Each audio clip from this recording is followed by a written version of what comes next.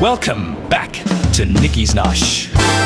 From a kitchen in the city of York, here's the old gal herself, Nikki Nosh!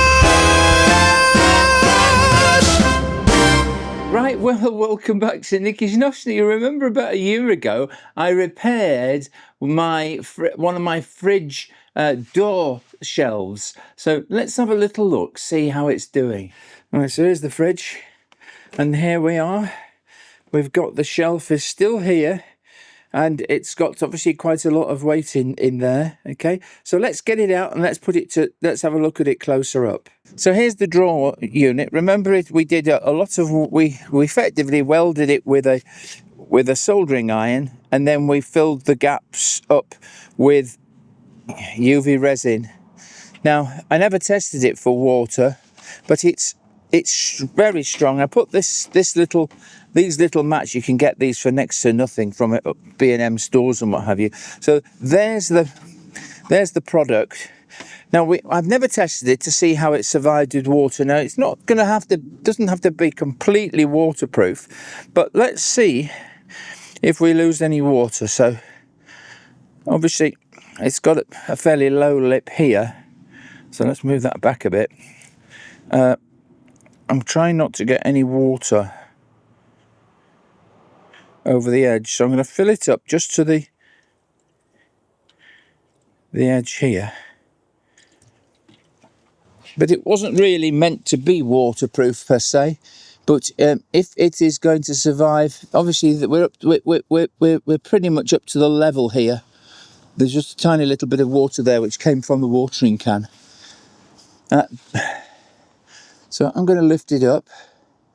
And let's see, have we got any water underneath there? No, we haven't. So it is indeed, as expected, waterproof. And that was done with a soldering, that's all we had to have, soldering iron and a little bit of UV resin. And it did take a little bit longer to cure than I thought, the resin, because it was a cold day when I did it. It was about last October, and it did the trick. So I basically left it for about a week to set, and I'm really quite pleased with it. So let's lift it up again. Any water through there? Nope, there isn't. So it is actually waterproof. So I'm going to just tilt this out and then pour it away. Right. So there we have it. It is dry there, which is nice, and I have obviously rinsed it a few times over the last year, but no spills. I've been putting 2 litre milks in there along with everything else. You saw it when we just looked. So there we are. So that's a little bit of an update of that one. That just goes to prove that you can actually repair one of these with a soldering iron and if you really need to, if you really want to, it's not compulsory, with a little bit of UV resin. Okay, and you can get the UV resin from Amazon, and the soldering iron you'd have to just borrow somebody's soldering iron. Okay, so there you are. So that's it. So it's doing the trick, and it is very, very sturdy. And you remember that. You can just see. Do you see how that bit there is very, very clear? Can you see that piece there? It's clear. That was a piece of plastic tub that I put in there. I cut it out with some scissors and I just stuck it in there, and it's done the job nicely. But these little anti-slip rubber things are quite useful to have. They easily cut with scissors, and that does the job. So there you are. That's just proof that you can that I do things and they work. I'm just going to put this in here now.